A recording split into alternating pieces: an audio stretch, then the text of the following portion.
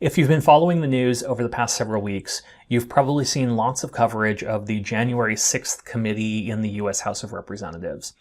That committee is officially charged with investigating the events that surrounded the January 6th riots in the U.S. Capitol building.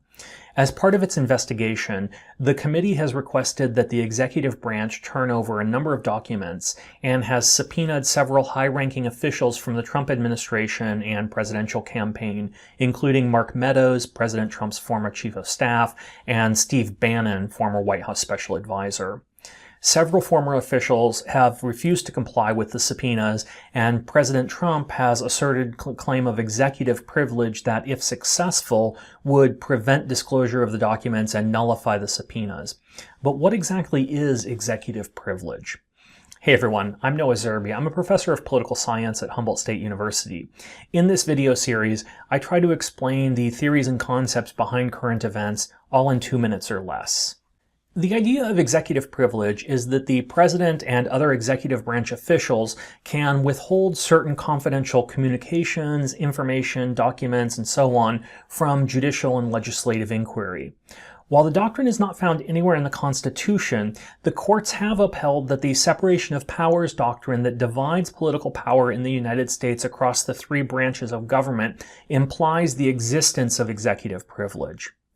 The scope of executive privilege has been contested, particularly as the Congress frequently maintains that broad assertions of executive privilege undermine its ability to conduct its oversight responsibilities.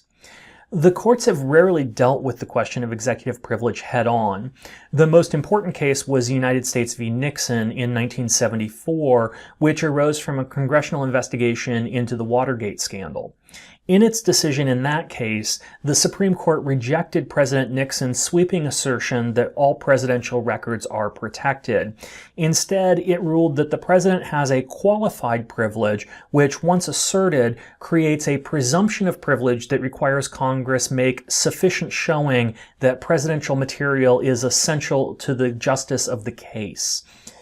That decision led to ongoing battles between Congress and the president over the scope of executive privilege, and over time, claims of executive privilege have become broader and more sweeping.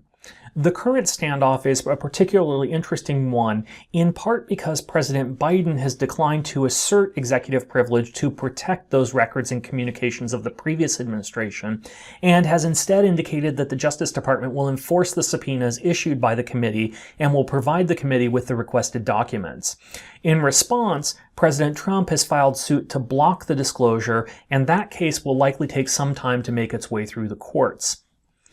That's it for now. If you found this helpful, click the thumbs up button and subscribe to catch future explainers as I release them. Please leave any questions you have about this video in the comment section below, and if you have any suggestions for future explainers, I'd welcome those as well.